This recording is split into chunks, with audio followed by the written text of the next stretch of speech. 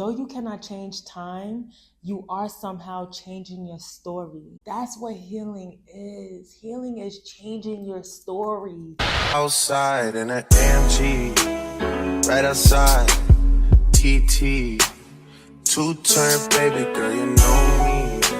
Still with the dolls that I grew beside. All the niggas around me, right at it die. Gotta watch the time, cause it's flying right by. I'm outside in an AMG, right outside, TT, two-turn baby girl, you know me. Who am I? All the niggas around me, right at it die. Gotta watch the time, cause it's flying right by. Two-turn baby girl, you know me. I just caught a shorty off a Finsta. Just threw on a hoodie, it's a Crenshaw. Way that I've been living unconventional. I'm just trying to make it to the end, you know. Yay! I'm so excited to be introducing my new series called Full Cup. Now, Full Cup is a series where we focus on pouring into mind, body, soul, all things intention. So if you are eager to start committing to more healing, to more discipline, and to more consistency, this is for you. No, seriously, I'm just so excited about this. So grab your drink, grab you some tea, mushroom coffee, kombucha, anything, a juice that feels good for you and gives you energy. Grab her, because we are going to be pouring into ourselves physically, energetically, and spiritually. So let's get it. Let's get it. If you know where this cup is from, you my tribe. You my tribe. That's all I'm going to say is it's a Cleo, Stony, Frankie, TT. If you know where that's from, you know where that's from. I'm telling you right now, you my tribe. So let's get it, y'all. Let's get into the series. So this part of the series is going to be more of a book reading, and we're going to start off reading Drum Roll. When You're Ready, This Is How You Heal by Brianna Wiest. I'm so excited. I read this book already. It is such a great read. 10 out of 10, highly recommend. So we're going to be reading this book together, but I'm also going to add in my opinion, my wellness takes as a holistic nutritionist, ways we can practically add this to our lives, and just how to get started with it. So let's get it. Let's get it. The second you open up the book, it says, for the ones who face a fork in the road. Hold on real quick. I got to tell my doggy, sit down, Luli. You have to sit down. Thank you. Oh, thank you. Sit. Good boy, Papa. Everybody say hi, Papa. Hi, Benjito. He's such a good boy right now. You gotta stay that way. Sit. Stay. Thank you. Hold on. Let's take a sip. Hold on. Let's take a sip. You know your drink is good when it makes you do that. So the book starts off with, for those who face a fork in the road, there is only one path, the one that leads you to your truth. We love it. We love it already. Okay, so we're going to start off with the introduction. So it says, healing is not a one-time event. We know that. It can begin with a one-time event, typically some form of sudden loss that disrupts our projection of what the future might be. However, the true work of healing is allowing that disruption to wake us up from a deep state of unconsciousness, to release the personas we adapted into, and to begin consciously piecing together the full truth of who we are meant to be. Then it goes to say the experiences that catalyze healing are not trying to prompt us to simply recover from a blow to the ego, but for the first time in many cases to recognize our ego at all. It is a moment of reconciliation where we are asked to realize that in the names of Michael Murphy, a greater life is pressing to be born. If we do not answer to this call, it will continue to show up in our lives, often in similar patterns and feelings. We will continuously return to the wondering, how am I still here? Or how did I get here again? The answer is that the same wake-up call keeps coming in until our subconscious minds agree to embark on the journey of our own becoming. This is a process of fully restoring us into remembrance of the perfect, whole, and complete truth of who we are. It is a long life quest because we must tend to the gardens of our minds on a daily basis. Like children, they cannot completely manage themselves. Then she goes on to say, our lives require a high-functioning, future-considering adult aspect of ourselves to come forth and sit and drive a seat. Okay. Keep going, Brianna. This is a journey because no healing, whether physical or spiritual, is something that occurs linearly nor seamlessly. Life contracts before it expands and pulls back before it leaps forward. This balancing act is not something we should resist, but rather embrace. The longer we avoid doing so, the longer we will dwell on the event or the series or the events that arose on our past for the sake of waking us up, rather than truly beginning the more difficult but more rewarding work. In many ways, the journey of healing is not so much a chapter in your story, but changing the way you write the entire book. It is a shift in the way you move through the world, one in which you move from being disappointed that life has not met your every expectation to expanding your vision to perceiving all the magic, the wonder, the awe, the heartache, the loss, the gain, the contrast that makes us all perfectly and imperfectly human. Unpredictably human, she said. Our healed selves are not our most flawless selves. They are not immune to sadness or grief or fear. They are just not controlled by those experiences any longer. They feel sadness when it's time for sadness, and grief when it's time to grieve, and contentment on a more regular basis. They fear things that are unknown or important or both, but they do not allow that emotion to prevent them from moving forward. Life can be deeply challenging and profoundly unfair, and without the ability to move through the feelings that may accompany our experiences in real time, we often feel trapped in the old stories we once wove around them. When we are able to validate, accept, and process our own human experience independent of anyone else, something magical occurs. We begin reconnecting with our true desires, heeding our instincts, and cease sabotaging our inspired thoughts and feelings. Through this, we tend to usher in a serendipitous unfolding of events. Over time, we begin to recognize that there is a common thread carrying us through each one of these experiences, which is our soul's silent guidance, ever present and always leading us beyond what we can see in real time. She's really spitting. She's really spitting because she keeps going. She says, as we start to recognize this power, we begin to trust it more. As we start to trust it more, we begin to follow it more closely. We have greater stretches of feeling ease and love. Our lives begin to come back into harmony through our new grounded and centered perspective. We realize that we are never really lost. We were just giving ourselves some space to process before we can move forward completely. The first purpose is to heal. The sheer impact of you becoming the person you know you are meant to be will have a ripple effect on everyone and everything around you. Nothing will ever be the same. If you cannot imagine how else you might leave a legacy, help others, or do something meaningful with your life, the most important place to start is within yourself. It's the hardest place to start. It's far simpler to gaze outward and point our fingers at what we believe everyone else is doing wrong.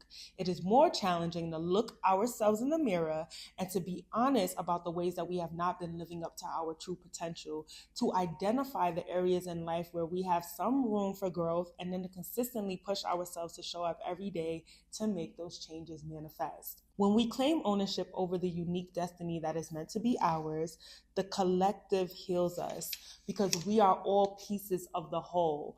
Perfection will be impossible, as it is within the contrast that this world becomes what it is meant to be, a training ground for soul development. This is not about trying to take the world and make it what we think it's supposed to be, the most perfect iteration it might be, but to finally do what we had intended to do all along, to awaken, to remember, to witness our seeds of potential take root. Oh my God. In the same way that no two people are exactly alike, every purpose we are called to is unique as well. And this is precisely what this book intends to do: awaken each of us to the small and large ways in which we truly can affect those around us. In the corner of the earth we were given, in the specific ways we know how, for the period of time that is ours. Oh, hold on, I gotta read that again. Wait a minute. She said precisely what this book intends to do: awaken each of us to the small and large ways in which we can truly affect those around us, in the corner of the earth that we were given, in the specific ways we know how, for the period of time that is ours. Oh my God, you are far from alone in hearing the call to wake up from the life you have planned in order to commit wholeheartedly to the life that has been waiting for you. If enough of us are able to do so, I believe we will have the potential to see massive shifts in our shared physical reality. There is not one person who does not need healing, because there is not one person who does not need to be awakened from their unconsciousness and into what life might offer. This book is a collection of pieces I wrote over the course of many years of my journey, beginning as a young girl who suffered from significant mental and emotional health disorders, to the woman sitting on the coast of California on a chilly summer evening, healthy, established, connected, and thriving, and writing these words to you now. If you picked up this book, you're already on that same path to healing and discovering your true purpose. I hope my words may ease your heart through the journey your brave soul has already begun. I'll see you on the other side. Woo, hoo, hoo. Woo, let's take a moment. Let's take a moment. Oh, she kind of ate with that. What do we think so far? Drop it down in the comments. What do we think so far? Because we're about to start chapter 1 together. Comment down full cup if you agree with this healing journey, if you agree with this book, if you agree with moving forward, if you are committed to more discipline, more consistency, more intention. Comment full cup. Show the kid love and comment full cup, because we're about to get into chapter 1 right now. So let's get it. Okay, so when you're ready, this is how you heal. You recognize that familiar, dull feeling in your gut, as though something is wrong, though you can't quite pinpoint what.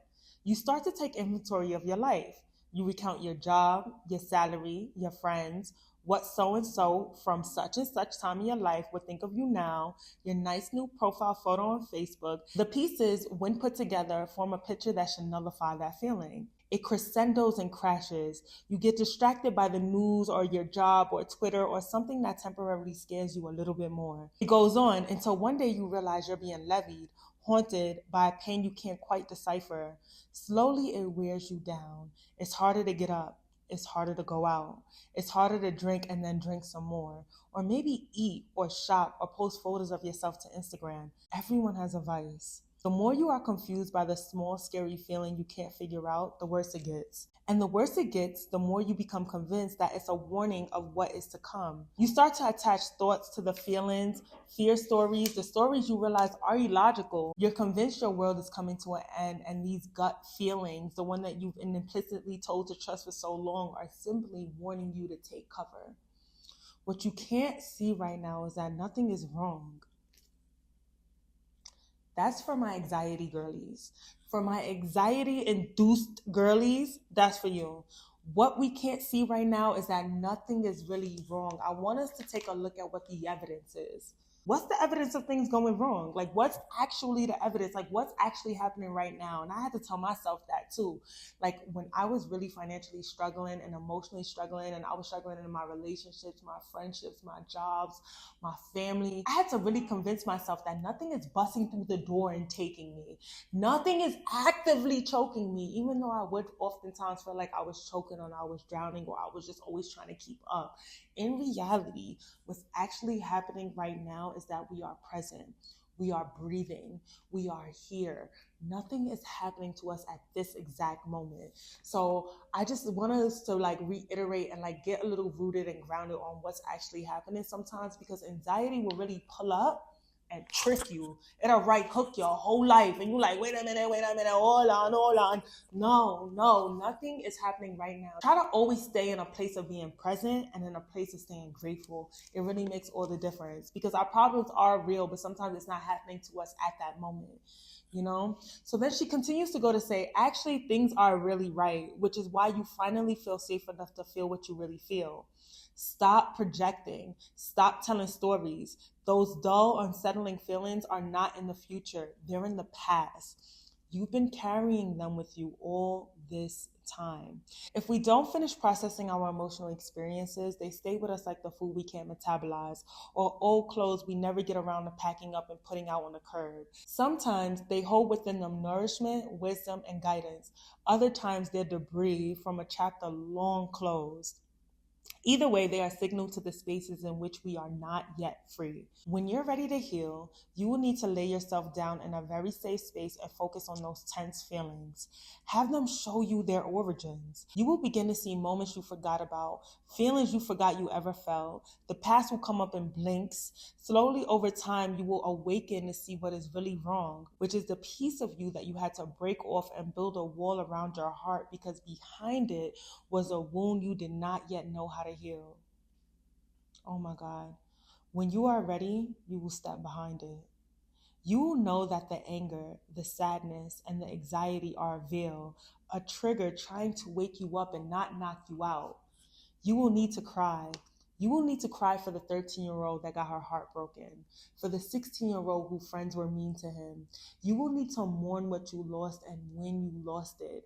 You will need to go back in time and insert yourself into those memories as an adult and tell your child self to say what they really needed to say at that moment. They needed to say it, though they could not find the words or the courage. You will need to do this over and over and over again until you slowly realize you are becoming lighter. You are releasing.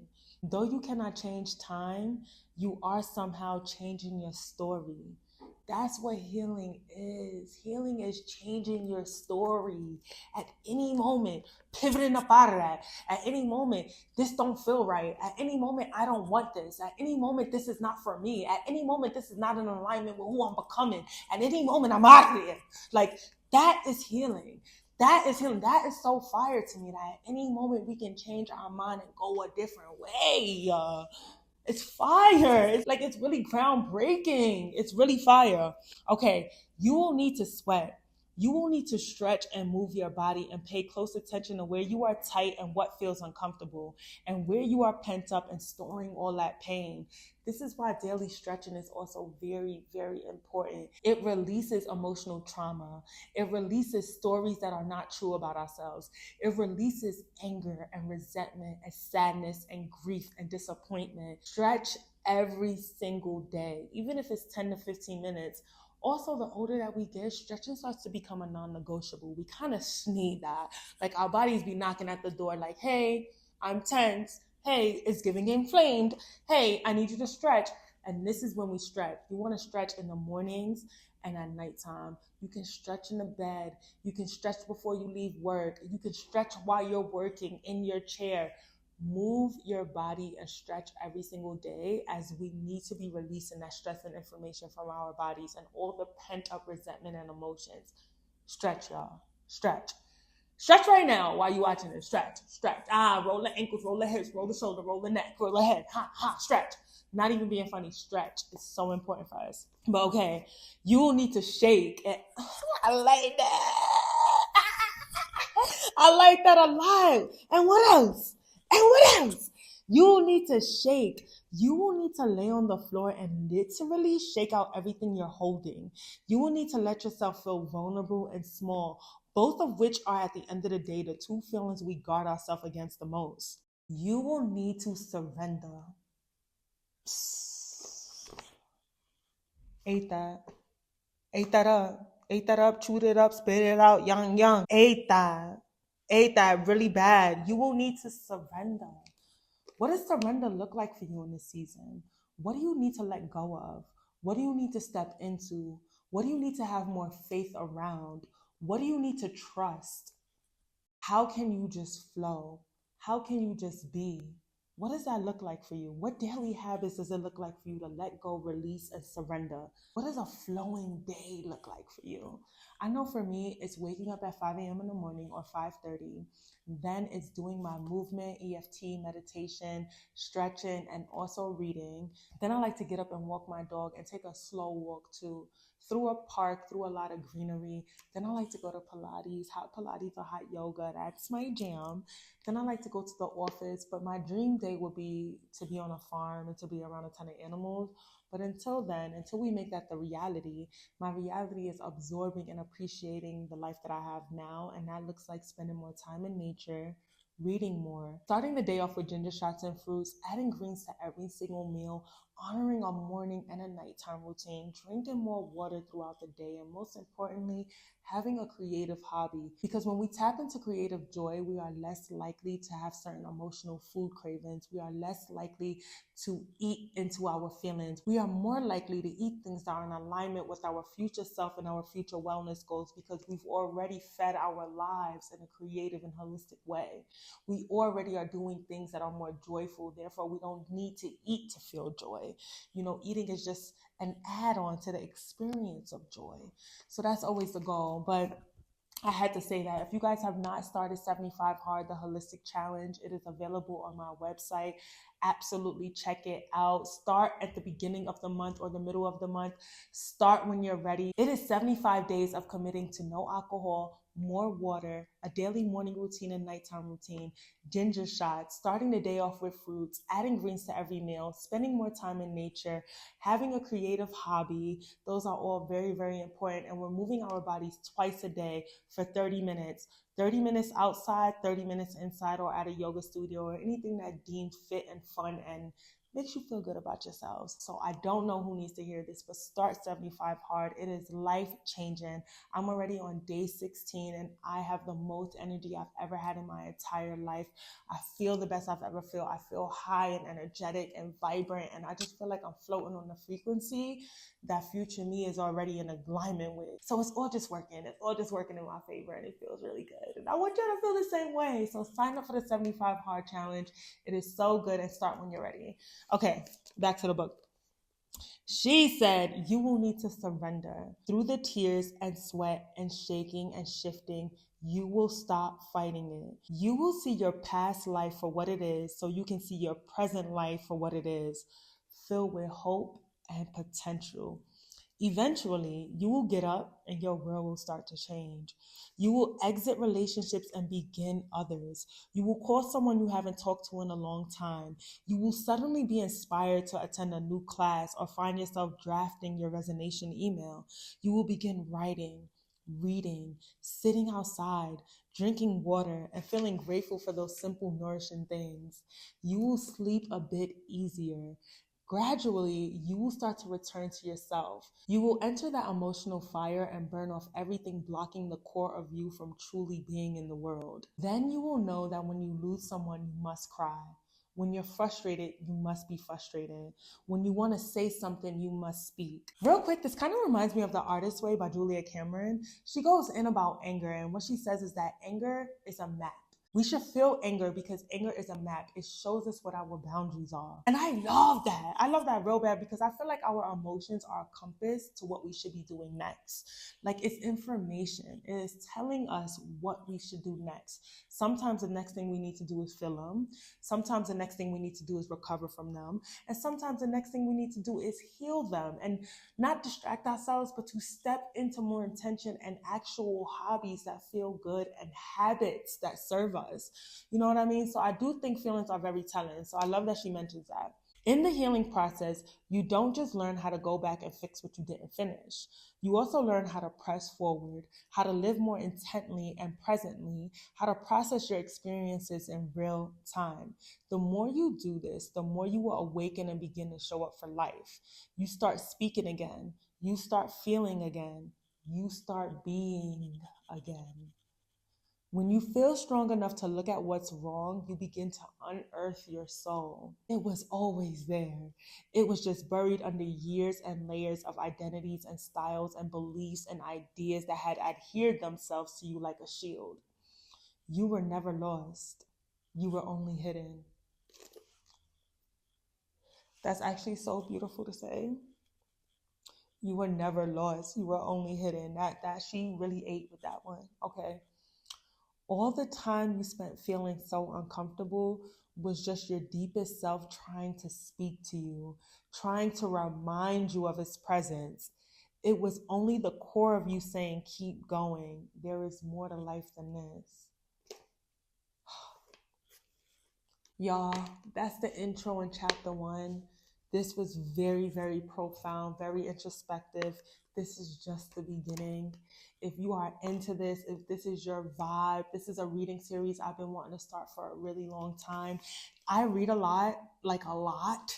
I love to read. I love to share. I love to talk. I love to hear other perspectives. So please drop down in the comments what you think. What is this doing for you? What is this bringing up? What does healing look like for you in this season? And that is the end of this episode. So cheers to stepping into more healing, more love, more joy, and more intention. Let's get it, y'all. Full Cup, the series where we pouring into Mind, Body, Soul. Mind, Body, Soul. Mind, Body, Soul. Later. Sometimes I wish there was two of me, or three of me.